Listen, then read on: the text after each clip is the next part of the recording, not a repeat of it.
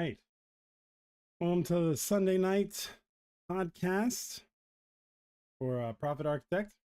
Today we're talking about, or I'm going to be discussing messaging and how it's ruining your sales or your chances of making sales. Basically just ruining your business. Put it nicely.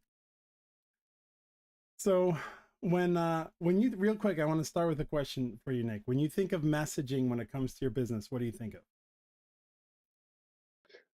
Okay, so messaging is just like how you say what your offer is and how it's like presented. And it can be complex from simple depending on who your audience is. Yeah. I know I tend to overcomplicate it, as you know. Yeah. Yeah. Um, Yeah, I mean that's but that's yeah, it's what you say for your offer, right? mhm. Um, so where would you think people screw up in this? Or where have you identified maybe that you screwed up in I mean, getting too technical, that's right off the bat, like this? Yeah. saying any type of jargon that you got to cut that out and like literally sound like you're talking to a first grader. Like even with me with TV mounting, like I get free LED lights, but instead of saying LED lights, I'm just like free TV lights. Like Yeah. something, yeah, Yeah, simple, like super. that's good. That's and I agree, like I hate jargon, especially in messaging. Mostly because you deal with whenever you're dealing with jargon, you deal with a lot of people, like most, I would say 90 something percent of people will act as if they know what you're talking about. Right. Mhm. This is really bad in professional services or higher end things. Like someone says, oh, like you want a good example is we're nearing April, it's tax season, right? You want to get your Mhm. taxes done. The average person's like, they're either doing it themselves or they find a tax person. Or if you go into the tax people world, you hear things like accountant and CPA. And I'll be honest, I have no idea what the difference is between the two, right? Like most people I'd be willing to bet don't unless they deal with it a bunch. So when you have somebody who is a tax accountant or whatever presenting their services and they throw all of this, like these acronyms and jargon out there, you're going to get people who feel like they should know what you're talking about because the way you're speaking acts as if they should know, and they won't ask you what Mhm. you mean. And that's a lot of that comes from like people being afraid to sound dumb. Like they're like, I don't want to sound stupid, so I'm just going to agree. And then like they don't even know what they're getting. Or they get a CPA and the CPA is like, no, you need an accountant, or vice versa. I mean, people don't know. They just don't know what the hell you're talking Mm, that's a good point. about. Yeah, that does It make a lot of sense. Yeah, it's the same thing. Like you can see this in the medical field a lot, right? And it's like the medical people know what it means. If you're like a CNA or an RNA or CNRNA or an MD or an MDF or a PHFRQ, like people don't know what the hell you're talking about. They just assume like if this person's not a doctor, they're a nurse. Like if you go out there and you ask people like who are the people in an office, they'll say receptionist, doctor, and nurse. Now there might be more people or classifications of those people, but the average person doesn't know. So it's like, so if you were to say, hey, go visit a blah, blah, blah, like, what? People just don't Mhm. understand. That's the jargon. And I really don't like it. Marketing is like loaded with jargon. People say like ROAS and ROI and CPC and CPA and blah, blah, blah, blah, blah. And then it's even worse because a lot of those acronyms are have different words inside of them. So you could say like CPL is like cost per lead, but or no, CPA. So it could be cost per acquisition or cost per activity. And they're not Mhm. always the same, but I've seen like those two designations and I'm like, well, wait, like what is this? So you have to be really careful, especially in any field, whenever you're using or you're trying to get your message across of what you do and using that. Where I see it on a smaller scale, where it's like I should know, is like if I went to a restaurant and I want to order like a steak, and what they show you, they're like Angus and top sirloin and filet mignon, which is like, oh, I know that's supposed to be expensive one, right? And then they'll say like round and chuck, and like they just start putting all this stuff down, and I'm like, I have no idea what the hell this is. Like, I didn't study animals in the cuts of them. I want a steak. You know what I mean? Give me So the steak. like I'm hungry. Yeah, like hungry, me needs steak. Well, which one do you want? The one that's made of meat. Like, but it's Not like, this Beyond Meat shit. yeah, not Beyond Meat, actual meat. I'm good with actual meat. I don't need anything from Bed Bath and Beyond Meat. I'm good, just meat. But it's like, now I understand that that's a simpler term, and most people like start to figure it out like as they get more into it. But the issue is you're causing your customer to have to figure it out. So who are they more likely to go with? Somebody who's not making them figure it out, or somebody who's speaking clearly? By speaking clearly, I mean not using jargon. So that has a lot to do with messaging. And like I said, I see it a lot when it comes to pretty much anything, right? That's why I think you had done a video and I was like, yeah, they don't really know, like people don't know what the difference is between the mounts, so you have to explain it. And you actually did explain it. One of the videos you sent me, you're like, hey, if it's this kind of mount, it's really flat and you can't get to it. You got to take it off. But if it's this kind of mount, you can like move it around. And that, it's like, okay, yeah, because people will go and they'll see those terms for mounts in this case, and they don't understand. You know what I mean? Hmm. They just, Yep, and it's really clicking now the more that, I've listened to you and everything like that. Like, I'm like, oh, full motion mount, like, come on. yeah. Because people be like, But well, it's not that simple. what is full motion? Like it goes back Yeah, and forth and side to side and forward and back. It's like, oh, because then they'll you see have to things that are describe like, it. yeah, that are like, they won't say full motion mount, but they'll say like total motion, or they put other words in front of it, and people think they know what they're getting, but they don't. And it's just Hmm. like, what? But that's the confusion. And some people are fine with what they get, but most people, it's one of those, I wish I had known that before, right? You'll hear Hmm. people say that, I wish I had known that this was like this before this happened. And it's like, yeah, because you thought you knew, but you didn't ask because you didn't want to sound stupid. And because you didn't want to sound stupid, you got the wrong thing. And it's like, nobody Hmm. actually cares if you don't know what it means. There might be like some guy, like one time of the year, somebody's like, oh, you don't know what that means? I was just like, well, I ain't working with you. Because it's like, if you can't understand that, like Yeah. most people don't understand that. Or I'll insist, like, even though I'm huge, obviously I've been doing marketing forever and I understand a lot of the marketing lingo, I will insist the people I talk to speak plainly. I'll be like, Hmm. how much is it costing you to get a lead? I won't let them say CPL, right? I'll be like, even though I understand, like, I understand that usually on the first interaction, I have them break it down and be like, what is this actual cost? Or what is that, gross or net? What I'll use the full words and explain what it is. I'll be like, well, it's okay. How much money have you spent before you started getting people to like sign up to your website, which is the same thing as cost per lead? But I just try Hmm. to be very clear because I don't want there to be any confusion. Cut the confusion Yeah. out. People have a lot better idea of what it is you're doing. That being said, a lot of business, especially in the make money or they'll improve your business niche, they insist on using jargon because they want to hide their inability to actually perform. So it's like, let me hide Hmm. behind jargon.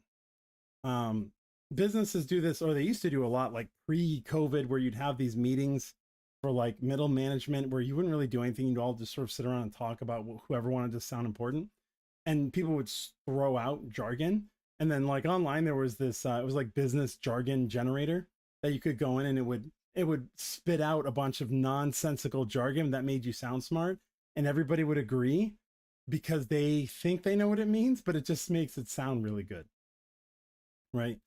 You could probably still look it up. I'm sure it's online somewhere. But it's one of those things where it's like, yeah, people use it to sort of mask a lack of understanding.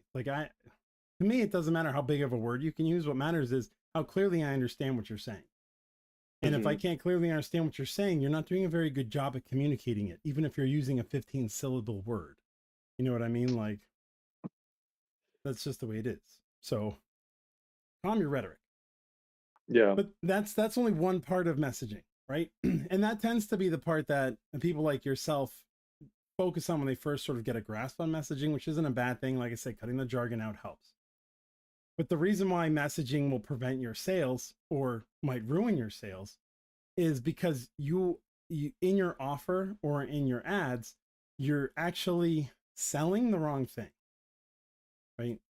So Hmm. the I think it said this before. I'd seen this somewhere. It said when you're trying to sell a drill, you don't sell the drill. You sell the holes in the walls that can make. Because people don't need a drill. They need holes in the wall. right?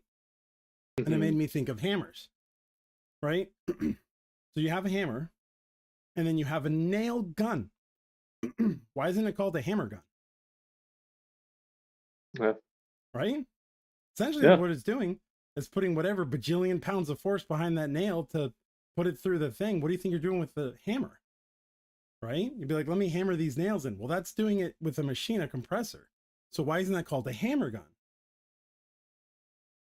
Because people don't need a hammer for anything in this case. I'm sure there's more uses for hammers, for anything other than like putting nails into stuff or whatever.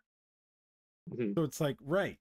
So if you try to sell a hammer based on how big it is or how heavy it is, you're not going to get anywhere. But if you could sell the hammer on how easy it is to either put in or take out nails, or how quickly it is, or how it doesn't turn your thumb into mashed potatoes if you were to hit it or something like that, right? Like that would be more of a selling point because that's kind of what people want. Which led me to look up these sort of old like slogans or phrases that used to go with fast food and a few other ones, which we sort of, and that's, I found it on this website here. Let me share the page. So it's 18 food ads that changed what we eat today, right? And it's like, I'm not sure it actually changed what we eat today, but the first one is McDonald's. I'm loving it, right? This is almost like a testimonial type of ad where it's like, why would you eat here? Well, because I'm loving it. Okay, whatever. But you know, they're saying, hey, come eat here because you'll really enjoy it. Like you'll enjoy the experience. People are like, food is food, right? Wendy's, where's the beef? This is the thing that I say, the other type of messaging outside of solving a problem is dealing with a problem inherent in the thing they want. So they might be like, well, I want to go get, like, I want a burger, but I feel like there's not enough burger in my burger. So Wendy's came up with a where's the beef to sort of highlight that. You're going to go somewhere else and you're going to ask yourself, where's the beef in this burger? It makes you think of Wendy's, right? So it's like little ads at the share a Coke, because it's like, yeah, you could have a soda, but you're going to drink it by yourself. Now this is mixed messaging for me because it's like they put names on the bottle, so you have to like go find the bottle that had the names on it. It's clever and it works for seasonal stuff. But it's like, yeah, you don't necessarily want a soda, and if you do, where are you? Like whenever I think of sodas, especially when I was younger, I would think of parties, events, right? Occasions. I'm never by myself. I'm not like sitting on the couch like, oh, soda. I mean, that's how you get like really obese people, because they just like drink soda all the time. But like when I was younger, it was always somewhere where there was other people. It was like some sort of event or celebration. I mean, I grew up on like water and milk. And it's not that I don't like soda, I just don't care for it. Like water's fine. But I'm with you. yeah, but it's one of those things where it's like, oh, if you're going to an event, like if you're gonna have a birthday and you're inviting, say, teenagers, or your teenage child is inviting their friends over, you get all their friends, how cool would it be if all the sodas had their names on it already? Because what do kids do? They grab a cut and they put their name on it. This is my drink. So it's sort of like buying more individual sodas, which is like way more expensive than the 2-liter bottles because the name's already on it. KFC, it's finger licking good. So this talks about, this is another thing that I want to address. The reason why I brought the food up is the whole, why do you want, like, how do you sell food? Like if somebody's hungry, how do you sell them the solution to that? Right? How do you get somebody, like I said, with like steak? It's like, which one? Well, I guess I'm not going to your place, right? It's like unless somebody tells you, oh, go get this. So this is one of those things like buy here because this is what people have said. It's like a testimonial type thing. I want some finger food or whatever. Candy melts in your mouth, not in your hands. This always reminds me of I think it was Tommy Boy, and he spills all the M&Ms into the engine, and he's like, oh, that's great. And he's like, I think it'll be okay. They have a candy coated shell to melt in your mouth, not in your hands, as if that's going to protect the engine. This comes from like the problem people have. So it's like, well, I want the chocolate candy, but I don't want to have to deal with the mess associated with it that then ends up on my hands. And so you come up with this. Hey, buy this candy because of this. Oh, I don't have to worry about cleanup. Red Bull gives you wings is in a sense of like, this is how energetic you're going to feel or how, you know, wild you're going to be. right? But all of these could easily go the other way, right? Red Bull has 800 million grams of coffee. Like that's like, if you look around at the other energy drinks, what do? Like, by us, we have 12 billion% of B12, 6, and 8, and we have 8 gallons worth of caffeine shoved into an 8-ounce can, right? Guaranteed to wake you up and you after you've died. Like, oh my God, like easy. But it's like, versus something that's like gives you wings, gives them an idea of how they'll be feeling once they drink it. Campbell's soup, the same thing, right? The tiger, they're great. Why should I drink this? Well, they're great. Oh, poor Subway. Rice Krispies, the sound it makes, you know what I mean? So this is like, and Pringles is another one, because once you pop, the fun don't stop. So it's like, yeah, you're gonna eat the entire can, right? But they're trying to make it seem like it's a good thing, right? Hey, our food is so tasty that, like, what could they say? Pringles, so delicious, you'll finish the whole can and be ashamed of yourself. Like, that's not a really good ad to put forward. But if they're like, oh, once you pop, the fun don't stop. Like, oh, you're having fun. It's fun to stuff yourself with empty carbs covered in chemicals. Like, hooray. But it's like, versus they're just thinking like, I just want food. And they're trying to put a spin on what it is they really want. Someone once said, I forget who it was, there's like maybe a grandma or great grandma. My kids will come around, they'll say they're hungry. And she was like, look, your kids aren't always hungry. Sometimes they're bored. Right. So it's like they come up saying they're hungry, but they're not really hungry. They're just bored. Like, give them something to do. So this is one of those things where it's like, it kind of solves both solutions, right? You're going to have fun doing this. Like, you'll get to do something fun, like eat an entire can of processed garbage. It'll start tonight. Taste the rainbow, stuff like that. Like, why should I have Skittles versus brand X of chewy candy? Right? Well, we've got a rainbow of flavors, like taste the rainbow. Back when it was okay to use the rainbow and stuff. So there's this, right? And that's the first example of what I could see of like what's been used to understand that what they're selling is not the thing. None of these are like, go here and buy our sandwich because of whatever. You know who's not on this list that tried that though? Burger King. Oh, yeah. Right? Have your burger your way or whatever it is. Have it your way or something. It doesn't really give me a reason to go there outside of if I want a customized burger. Which most people, when it comes to customization, they're not like, yeah, I need to be able to tell them and know that if I tell them to take this off, that they'll do it. Like, all of them did it.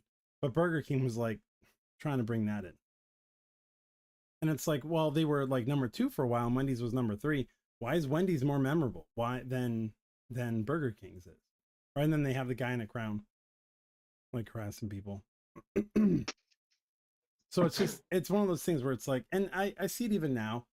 I mean, you'll see it like the old and now new again, I guess, Budweiser commercials. They used to be like, oh, they're so like sexist because they show girls in bikinis and stuff like that. And it's like, no, what they're trying to do is they're trying to sell the experience. When would you drink this? When you're around a group of friends. Look how much fun these people are having. Don't you want to have that fun? Well, when you are, you'll probably be drinking this, right? Versus whatever woke crap messaging they think sells, and it doesn't, because it's not that it's messaging people don't want to hear. It doesn't convince them or give them a reason to buy your thing, right? Like, you have to talk to me in a way that makes me want the thing, because it makes me feel like it's going to solve my issue. That's why like almost all of the woke messaging has died, or like killed movies and killed games and killed brands and all that stuff, because they don't get it. They have like, I don't know if the decent marketing people that were around in the 80s are even around anymore, or if like DI came in and shoved them out of the industry, and now you have all these people who are like, this is how it works. And they're all like scratching their heads wondering why nobody's buying any of their stuff. And it's like, because that's not the main thing. Right. That's like, I'm not buying a brand because I want to be associated with an ideology. I have this need that I'm trying to fulfill, and I see how that message links up to my need and gives me whatever gratification, it gives me ideas, and okay, I'll go do that. As soon as you sway away from that, people don't come back to it. And it takes a while for them to forget, because they'll be like, oh yeah, you were those guys. Right. Which is like they've done a 180, they've cut all ties, they're trying to do like more masculine or funny commercials, and they're still missing the point, because and this goes back to what I said before, like you're using humor in your ads, but you're missing the messaging, Hmm. right? If you think about that was a pizza rolls commercial. I think it was pizza rolls commercial from the Super Bowl with the alien. Like it Yeah. was Yep. funny, but it doesn't make me think of pizza rolls. You know, it's Mhm. like you missed the mark. Versus that one where the guy got arrested by the police officer for trying to solicit an underage kid, but he's just looking for his kid. Like that sticks more because that's more along the lines of what you're thinking. Like, I want to know where my kids are. I don't want to have to go wandering around looking for them, and I need an easy way for that peace of mind, both for me and for them. Right? I don't want to end up. And but like the humiliating aspect is, yeah, you could say it's a bridge too far. It's pushing it, but that's fine because it makes you remember, right? Mhm. Versus the bung That was bung for getting the where your kids app are. or something. Huh? That was for the app. Yeah, it's like a The tracking app that you yeah, can put on your kid's phone that pings you, lets you know where they are that's at all right. times, and they can't like turn it off, which is fine. It's not a bad thing. It just is. But it's one of those things like Yeah. that's good messaging versus bad messaging, which I've touched on before. But I came across this ad in the wild. Oh, was there anything you wanted to add on that or think on that? No, I just love the example of food, how you put that together. Like that's such a easy way to see it. And it like this whole time I'm like, damn it, I'm I need to change Yeah, XYZ what I'm yeah. So doing. if we take a short tangent, so the ads you've shown me that you want to run for yours are like swivel mount, discount pricing, include the LED, stuff like that. And those are usually what I call the features, right? You're not Mhm. really selling the benefits. And I'd mentioned this to you before, but I think you had missed it. I said, which is more appealing to somebody? Full motion swivel mount or watch your favorite shows regardless of where you are in the room, right? Or it's like, Mm, doesn't matter if you have like, yeah, because most people, if they're living in an apartment, for example, their TV and their couch is not set up in a convenient way. So it's like when you have a no. party, you don't need to rearrange your living room, right? We're Mhm. getting ready for March Madness. Don't rearrange your living room. Point, just have your TV point in the direction of who's over. And it's like, it's radically different. And people being like, well, I got to move the TV over. The couch is over here. I can't move it. We're kind of stuck. People will be leaning over. Some people won't be able to see it versus like, right? Yeah, So it's like, what is yeah. it they're buying? They're buying an ease of use of watching something. Everybody wants to rearrange their whole area. If they get a bigger TV, it's not quite center. It's got to be over because they have other stuff in the way. They can't quite put the couch over, the chair over because messes up the feng shui of the room. But now everybody's sort of looking off to the side, right? Or like looking Hmm. up. And it's like, why not have it turn an angle so that you don't have to worry about that? Hmm. You know, don't be stuck with this. You don't have to worry about the TVs that are like, oh, you have 90-degree view range, and then if you're out of that, you can't see anything. Like, just turn it. Yeah. You know, that's what you're selling. Like, increase the excitement of movie watching or event showing by having, you know, the it light up behind you like you're at a whatever, a show or whatever, something like that, Hmm. like for free. Increases the ambiance or like the setting or whatever. And there's lots of ways that Hmm. you can sort of tie that in. Like March is over, but you have March Madness that you could have addressed, right? Hmm. And there's clever ways to put it. It's you're still saying the same thing, but you're addressing it with a message that might be more aligned to what it is they're trying to do, right? Like Yeah. why somebody mounting a TV in the first place. It probably has to do with convenience or accessibility or something like that. Like I don't want it down. Maybe I have little kids or a dog. I don't want to get knocked over. Okay, great. So you're going to Hmm. hang your TV up, but unlike if it's down where it's on the TV stands, it's not easy to move. Like if it's on TV stands, you could easily like slide it over or adjust it or get a different TV stand or whatever. Like you have more motion with it. With a mount, Hmm. most people are like, when you put it up, it's up. That's it, Hmm. right? So it's like, why not give them something that they can adjust for, Yeah. stuff like that. No.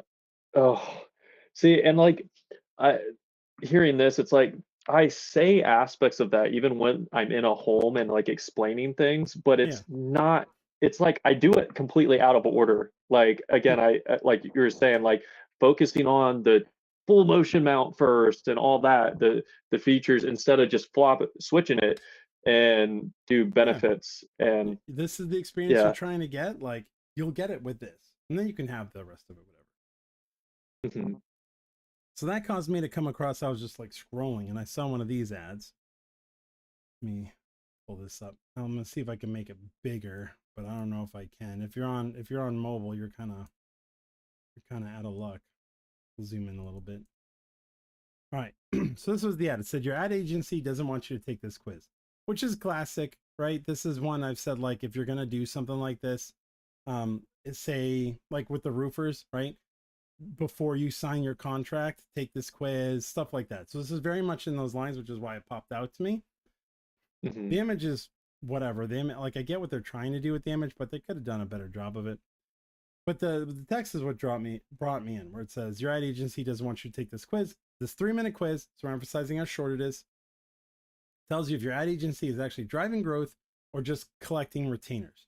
I wouldn't use collecting retainers because some people know what that means, and some people are like, I'm not sure. Like, I'm not paying my agency a retainer. I'm just paying them their fee. You know what I mean? Like, that's one of those Mhm. jargon words that maybe we could have swapped this out. I didn't go into the text at the bottom too much, where it basically just repeated it, right? Stop wasting money on an ad agency that's not delivering, blah, blah, blah, blah, blah.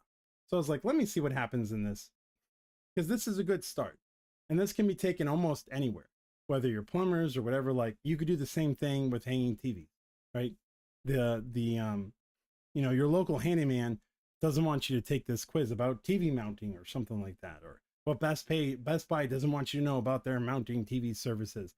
Find out in this quiz if you should go with them, or you know, or if it's a huge waste of money, something like that. So Mhm. you click on the ad, and it goes here, which is like warning. Like, they have this obviously AI image of what looks like a printer on fire. There's a bunch of things that I'm like, okay, they're doing this to catch attention, but like, this image doesn't make sense. Like, you're both printing money and lighting it on fire. Like, I'm a little confused by this, but warning, is your ad agency secretly sabotaging your business? That's a better line that they should have tried in their ad. And I'm not sure if they had or not. This 3-minute quiz could save your company thousands a month. So there's a few problems already, but it's okay. This is the apples to oatmeal problem that I talk about. Whereas if we start here, it says your ad agency doesn't want you to take this quiz. Tells if your ad agency is actually driving growth, right? And in this one, it's like, hey, your ad agency is sabotaging your business. So we've already started moving away from what the original message was, right? And this would have been an easy tweak. Find out if your ad agency is secretly sabotaging your business by taking this 3-minute quiz. All right. It's very similar in language to the ad. I don't know how well it's doing, but like I said, it's not horrible. Now, this is like a page I scrolled down a little bit and took a few photos of. So it has the take the quiz button, of course. And then it says, attention business owners, before you pay your agency another dime, answer this. So it starts with almost like implying that this is the quiz, but it isn't, right? But that's one of those things where it's like, okay, the messaging is getting a little off. Says, do Mhm. you know, I'm gonna see if I can scroll. Let me zoom in and scroll down so I can see it on the vertical one. It says, do you know what your ad agency is really doing with your money? And it says most ad agencies are running the same recycled. Here we go. This is better. Same recycling campaigns they use for every other client, which is something that I've said. Like, most ad agencies, if you go hire an ad agency, they have a method that they use for everybody, and it works 10% of the time. So they bring in 10 clients, 1 succeeds, 9 drop off, rinse and repeat. If you do that every month, like if you bring in 10 clients a month, but you only keep one of them, guess what? At the end of the year, you've got 12 clients. And if you're charging them whatever, like, that's enough. You know what I mean? Like, Mhm. a lot of places they're making 60, 70, or 100,000 a month from that. They're fine. Most agencies are, so yes, they're running this, often earning $45,000 a year, which, so they're saying off of you, 1, 2, 3, divided by 12, because I'm math. So 3,700. They're saying about 4,000, right? So it's going to cost around 4,000, probably 5,000. So like, hey, they pass them off to these guys. They juggle a bunch of accounts. They don't have to know anything. They're just rinsing and repeating. And you're paying a premium and you're getting mediocre results. Why do smart business owners keep throwing money at failing agencies, right? Which is where the image comes in. So here's kind of smart. It's implying, hey, you're a smart business owner and you're just throwing money at a failing agency. Mhm. Right? Then they say cognitive dissonance, which is another thing that people don't understand. So I would have flipped this. I would have said, well, it's easy. The more you invest in something, the harder it becomes to admit it's not working, which is not cognitive dissonance. That is, um, oh, what is that? It's like buying. It's when you invest time into Mhm. money into something, and then you don't want to stop because of the amount of money and or time you spent on it. Mhm. Um, forget what it's called. When you spend money and time. No, don't want to stop. What? I mean, it could be cognitive dissonance, but I don't think it is. What is it called? Yeah, I'm feeling there's a different Sunk term cost for it. fallacy. There it is. For whatever reason, I couldn't remember that. That's the sunk cost fallacy. This is also an example of why messaging with jargon is bad, because Mm. they're talking about the sunk cost fallacy, which is, like I said, when you spend time or money into something, and even if it doesn't work, you don't like, and he says it here, psychologists call it the sunk cost fallacy. So he says it here. Why did he call it cognitive dissonance? Right? Cognitive dissonance, if I could say that correctly, cognitive dissonance is when you're doing one thing, your brain says something else, right? The field of psychology describes it as people unknowingly hold fundamental conflicting cognitions, or basically, you're holding two thoughts that aren't the same.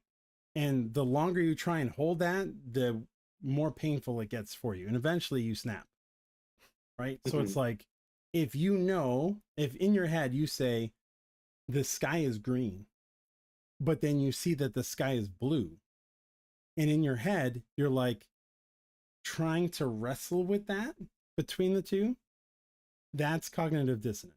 That's your brain trying to like manage these two things that go against each other, but hold on to them.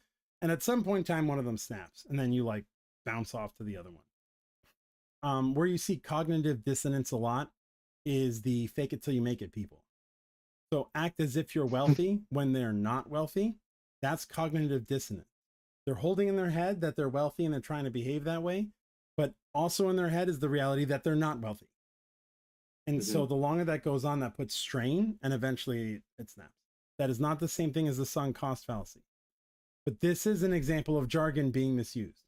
So business owners who don't understand this, but maybe have heard cognitive dissonance before, be like, oh yeah, yeah, that. But then they're not entirely sure. See, but luckily you can stop that. Take this three. So now we're back to the quiz, even though we've already asked them a question, but that's okay. Take this 3-minute quiz now to discover your agency's true grade. Okay. Because it had like a grade F before, but whatever. And your agency is actually driving growth or just collecting retainers. So that's where this came from. Where your ad budget might be getting wasted, hidden red flags that signal your agency is underperforming, whether you're getting the expertise you're paying for. Take the quiz now, right? And I think that was the end of it, right?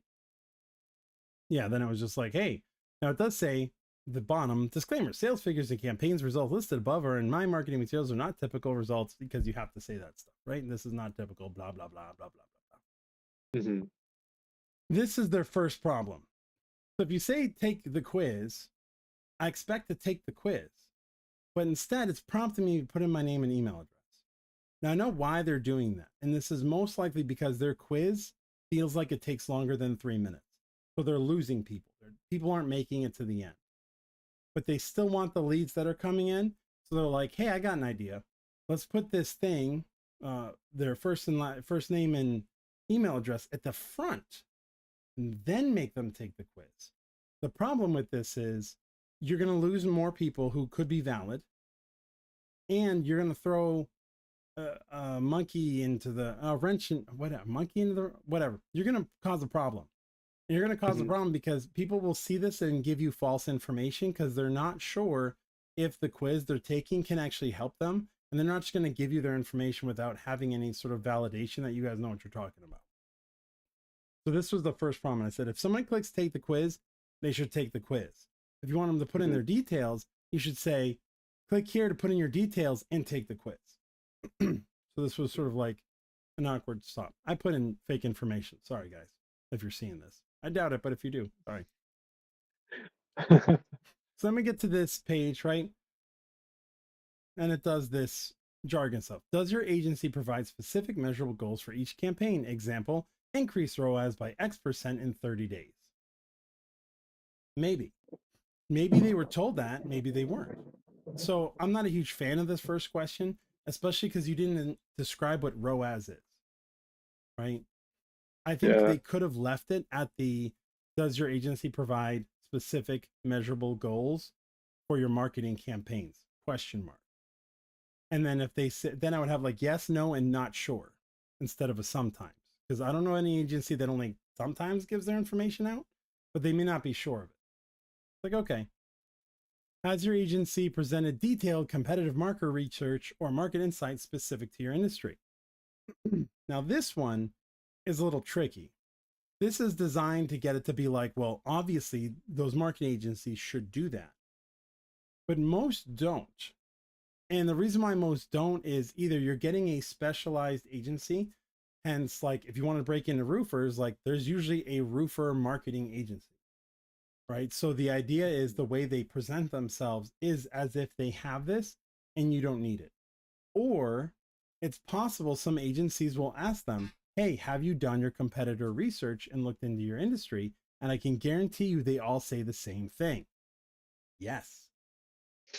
When they haven't. Mostly because they have no idea what the hell you're talking about.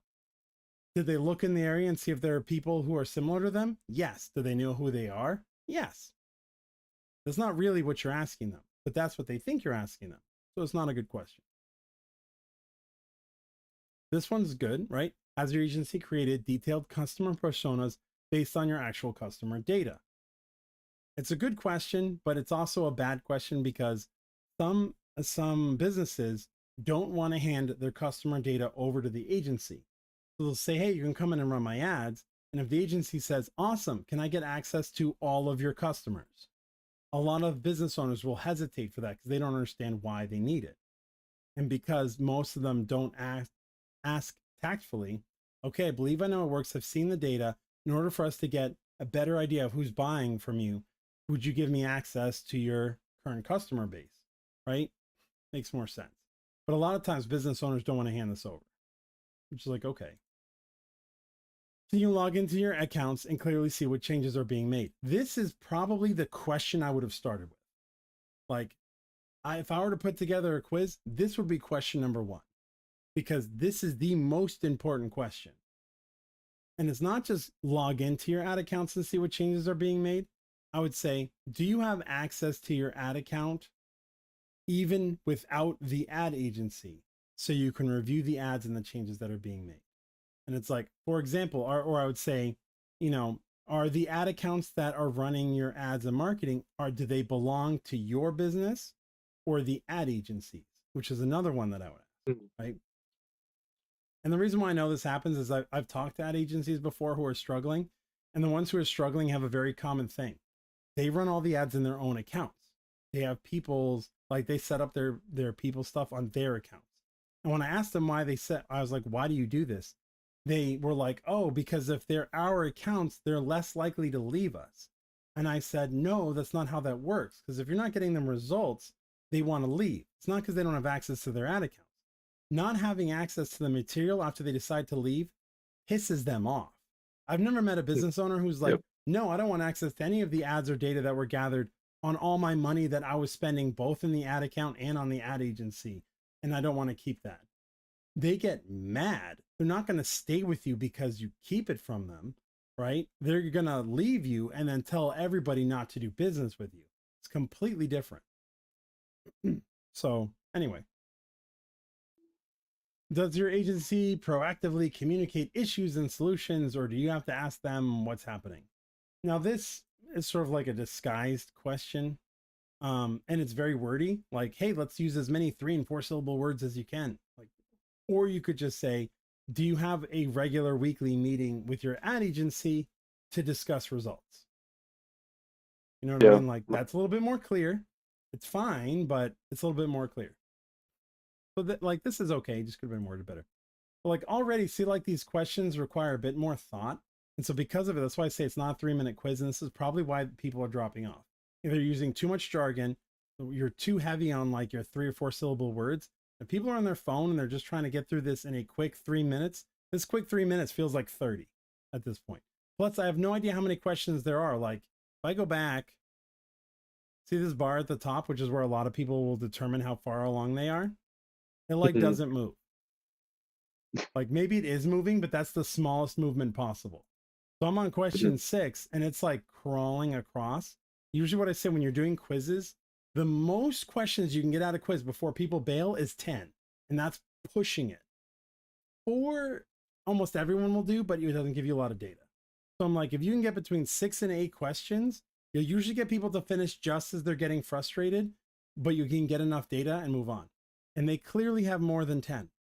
And it's like one of those things where it's like, like I was like, how many questions are there? Then we have this question. I mean, it's underperformed. Does your agency provide specific actions or just say, let's wait another month? Now, it's barely what people will say unless you're talking about Google ads, but you'd have to understand what do you mean by underperform? Is that the business owner saying, I feel like the ads are underperforming? Or is that the agency saying, these ads are underperforming, but we're just going to leave them, right?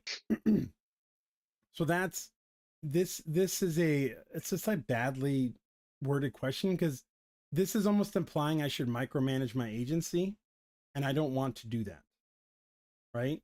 I don't want to be looking at my ad account every single day if I've had an ad agency. I should be getting updates, but I shouldn't like 3 days later look at my account and be like, this one's looking bad. I haven't gotten an update. How dare they? But they're kind of implying that, which is another reason why you're losing people in this, because that starts the good premise and kind of goes off the rails. Because this gives them the feeling they have to do these things. And if I have to micromanage an agency, guess what I'm going to do? Hire somebody. I'm going to hire somebody to do it. The whole purpose of having that agency is to not deal with this all the time, to expect them to handle it. Do you regularly test does your agency regularly test new ad creatives and copy? And I can give you the answer that most of them say. They should be, right? Because they're told they would be. This is another one of those things. How would they know unless they checked every single day? People don't want to check every day. Look, we're on question 8. This thing's like halfway there. Are campaigns properly segmented for different audience types and funnel stages? So they're asking the intricacies of the way the agency works when most people hire an agency to not worry about this. Most people would have to go into this funnel and then go back and look and see what their agency is doing. Yeah. But so much even then, they may not know what you mean by properly segmented in different audience types, right? What do you mean by that? Do you mean male, female? Do you mean age ranges? Do you mean new cold audience? Do you mean warm audience? Do you mean like hot audience that hasn't bought yet? Do you mean people who have bought? Like, what do you mean?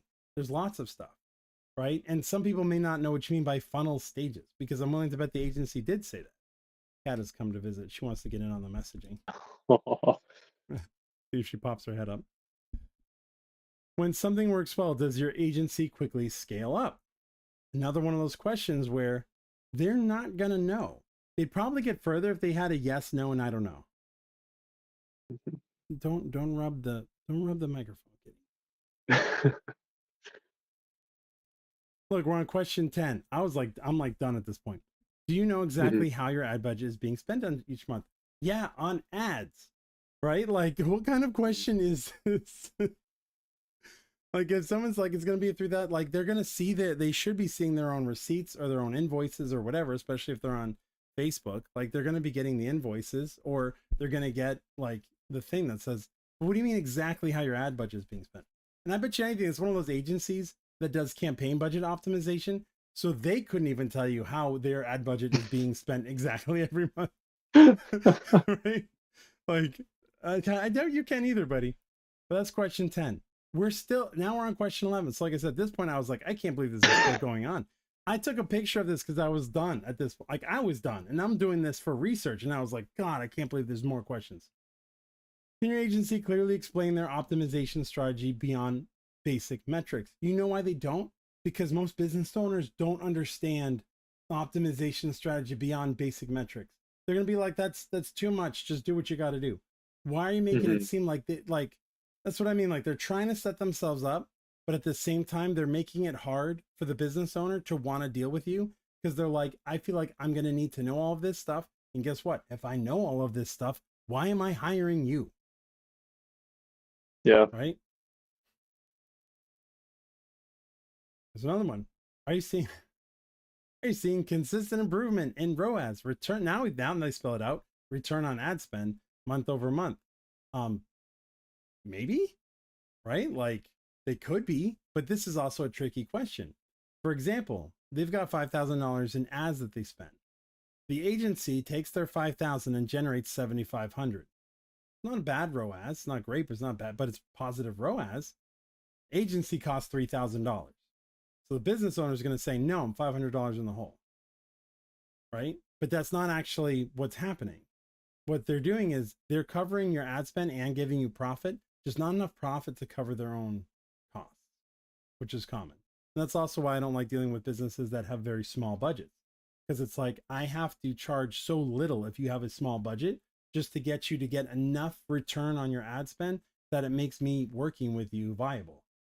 Right? Like I said, even if they're spending 5,000, if your agency costs 3,000 or 4,000, which is what they're sort of basing on, we'll say 3,000, because they're using that 4,000 as like, oh, this is how much we're paying them. Like, you only have to pay us less. So say they charge 3,000. Someone spends 5,000. That means to the business owner, they're spending 8,000. In order for it to seem worthwhile, you need to generate 10,000, which on a $5,000 budget is a 2x ROAS. I'm not saying it's not possible. I'm just saying they're thinking they're spending 8,000. So 10,000 is the minimum, and 10,000 to them is not a 2x ROAS. They'd expect 16,000, which is over a 3x ROAS on the ads, right? Which is this little dance you have to do. Now, if we flip that around, say you've got a business that's spending 30,000 and you're charging them 3,000. If you generate $40,000 for them, which is only a third higher than their budget, they'll be happy, because even with your 3,000 out, there's still 7,000 up, right? And everything above that, like if you do the same 1.5, that means they'll bring in 4,500. You take your 3,000 out, they're still up 12,000. They're ecstatic. So it's harder when you have smaller budgets to manage it. Another question: how much are you spending per month on ads? Right? 3 of these questions would put you in a spot where you can't really help, which is why if you look at the swing, they're lower. 1 to 5 probably can't help them. 5 to 10 probably can't help them. 10 to 25. So we went from a 5 jump, a 5 to a 15K jump. Means they probably work with them in some capacity here. These are the clients they want, between 25K and 75K. These are the clients they would love to have, right? Because they probably have a system for these people and a better system for these people. And then this is their gold mine, right? 250,000 plus. Because it's like if you're spending $250,000 per month on ads, you're not doing this survey, right? You're just not. So this is like they know no one's going to do that. E is probably too high for them too. They're like, I doubt it. I doubt somebody spending $80,000 a month is either unhappy with the agency that they've got. Because like I said, you don't have to do much. If you got somebody at 75,000, say they're even charging you 5,000, that's only 80,000. If all you can do is bring in 90,000, which isn't even the 1.5x ROAS, right? It's way lower. They're going to be happy. They're going to be like, why do I need to change? We're spending 80,000. We're bringing in 90 or 100,000. Works. It's fine. So they know they're not really going to get them here either, but it'd be nice. They're probably concentrating on these 2 groups, and I'd be willing to bet they're getting way more of their fair share in the B and C than they want. But D is probably where they're looking because of this 50K swing, right? Anyway, so you have this question. I believe this is question 13. Question 14. Right? Still going. What kind of return is your agency getting you on that I spent? I just like threw in some random number. I picked something, I threw in a random number. So it's like, they may not know this though, right? Like I said, a lot of these questions, they may not know the answers to right off the bat. This was not a 3-minute quiz. Let's see, actually we can find out. How long did it actually take me to do this? Maybe it was only 3 minutes. Look at that. Well, I flew through it, so I wasn't really thinking too hard. But it took me like 2 minutes to do it, and I was just like hitting buttons randomly. If you think that somebody's gonna hit buttons randomly like that and just, make it to the end, they're not gonna be a good person anyway. So it's like maybe it's a 3-minute quiz, probably closer to 5 minutes, but I can tell you that that's excruciating. because there's 14 questions. And I don't even know if once I hit okay here, if there's no more questions. Right? Remember, every question in, the longer it goes on for, the less they feel like they're at the end. And then this is the kicker. What's your phone number? This is how we'll deliver your quiz results. Bullshit. They probably still don't get people to fill this out. You know why? Because I already gave you my name and email. Why can't you send me the results there? Mm-hmm. But if somebody had invested all of that time, all 14 of those questions, on question 15, you said name, email, phone number so we can send you your test results. First reason why you're not getting people to sign up is they're not putting their phone number in, right? The second thing is I don't think people are making it all the way. It's too many questions. Yeah. It's way too many questions. So it started on a good premise, right? Which was this ad. And I was so hopeful, but I should be used to this by now, right? Like this is a good ad. And this is an ad you can easily copy without needing AI. And you can do something similar with a quiz. And then you just make the questions relevant, right? Like it wouldn't be hard for me to come up with 6 questions that would give me all the information that I need to know as to whether or not the ad agency they're working with actually knows what they're talking about. So you start good here. But I wouldn't have a big page. I would almost like repeat this over. Like if I were to fix this here would be what they see when they land here, not this weird image. It'd be that same thing with the person, and it'd be like, what grade is your ad agency? We found that most ad agencies get an F. To find out what grade your ad agency is, take the quiz they don't want you to see, or they don't want you to take. And that will identify, like, do they know what they're talking about? Are they just stringing you along? Are you wasting your money? Or are they worth keeping? Right? Mm. Short 3-minute quiz. And it's like, out of all these questions, was it question 4? Yeah, question 4, but reworded. Like that's an important one. That kind of the proactively, yes. This would be, I'd word it better, right? Where I would say something like, if a campaign is underperforming on your meetings with them, do they update you with what they're doing to resolve it? Because the reality of it is most ad agencies don't run the same ad for a week. They'll test like 5 or 6 different ads, right? So I would have different questions I would say to them. Outside of the, do you have access to your own stuff? I'd ask a question like, do you have a say in the creation of your own ads? It's not a bad thing to have a say. It's not a good thing either. Like most business owners don't know what they're talking about, but it's like, but at the same time, you don't want an ad agency just putting it out. Or I'd say something like, were you able to review the ads for similar businesses that this agency has run before? Doesn't mean you will. Like I would put a little thing that says, I understand they may have an NDA, may not be able to show you, but you know, did they at least show you something outside of like, hey, we have these results? Like, did they teach you something like that? I would have something that says like, is your contract with them, like where you keep paying them, is it contingent upon them getting results for your business? Or is it, you know, we'll just do these ads for you? And it's not a bad thing for them to be like, we'll just do these ads. Because as I've said in other instances, the ad isn't the sale. So I would almost have another question that would be like, if an ad campaign is identified as doing well by them and you aren't making sales, do they provide you with feedback to improve the sales process? Because that's something I see a lot too, where people be like, oh, my ads aren't working. It's like, no, your sales page isn't working. No, your checkout page is crap. No, well, you know what I mean? It has nothing to do with the ads. Ads are doing fantastic. Everything else in your system is broken. So you have an ad agency and they're like, hey, these ads are working really well. And you're like, well, I'm not making any sales. Do they work with you to find out where that breakdown is and provide you with, you know, feedback or recommendations to improve it? Like that'd be a good question. It's only like a couple of questions. And then I'd be like, the ad budget would be in there, but I would say, you know, what is your monthly ad budget as one question? What, you know, what is your current monthly ad budget? And then I would say, what are you currently paying the ad agency?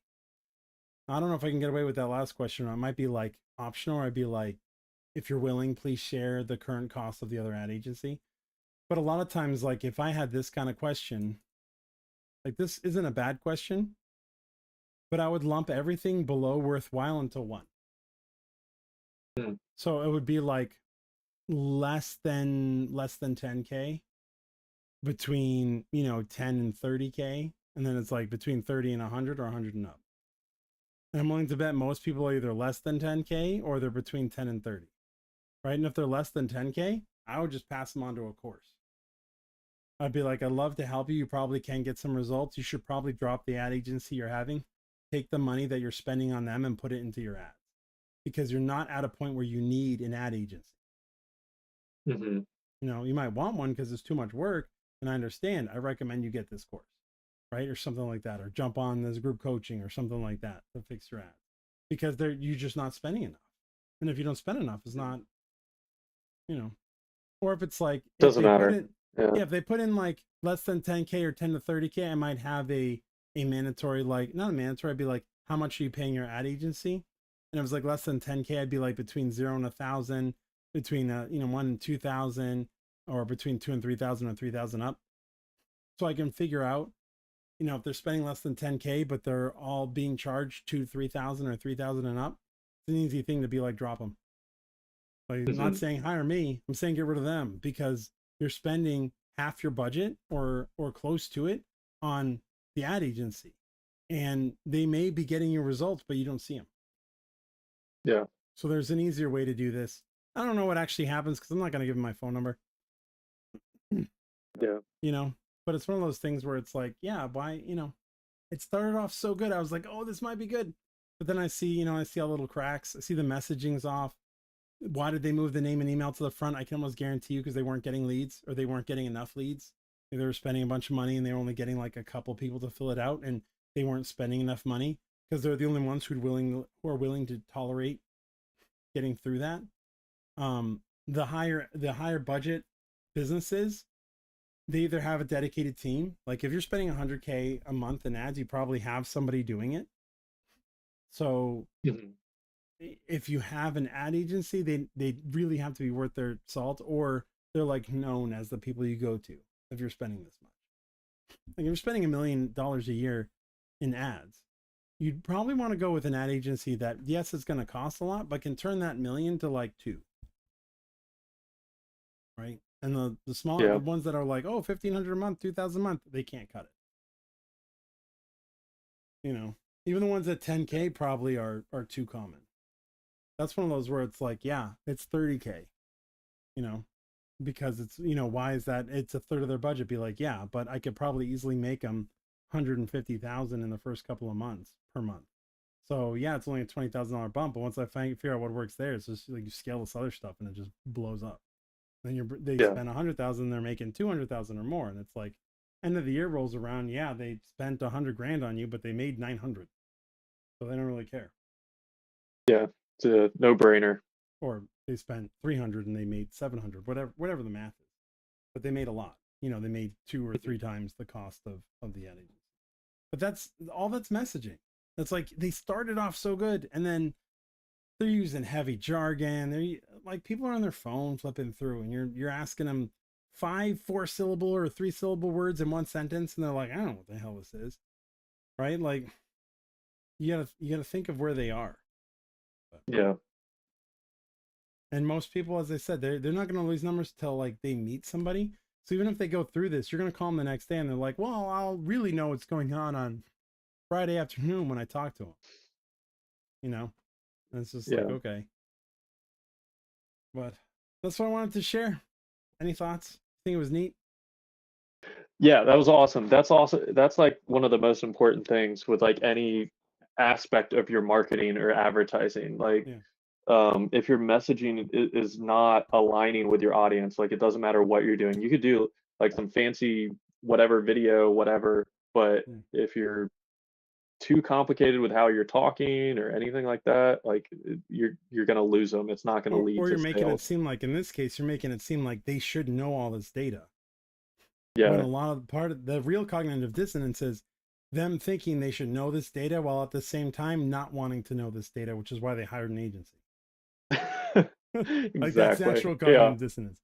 Like, wait, do I Yeah. need to know this? I've gone so far without knowing this. Like, I hired these people so I wouldn't have to know this, but now they're telling me that I have to know this. Like, and it's Yeah. It's if Then they it cut their creates if they cut their friction. questions in half, if they cut down to 7 questions, they probably get more people filling it if they move the name and email to the end. If you want to do a phone number like that, you usually have to give them a reason to give them a phone number. If you got my name and email, just email it to me. I'm a busy business owner. Why do I want to give you my phone number? You're going to call me at some random time during the day, right? Like that's not going to fly. You'll get some people, but you'll get more if you give them a reason. If you're like, hey, Mhm. add your phone number and we'll text you this short video of things you need to look for on your next call with your ad agency. You know, things they might say or things they might do that are red flags. You know, text it right over. And then you've got their number, Mhm. but you've got to give them a reason for it. And that's my guess. I look at that funnel, I see that in the front, I'm like, yeah, I'm willing to bet it wasn't always at the front, but it is now, and nobody was really finishing it or not enough. And it's obvious when I look at it. Maybe they'll see it and they'll Yeah. get it. But that's it for today. Thank you, whoever watched this, for joining the Profit Architect for another Sunday night. And we'll see you guys soon.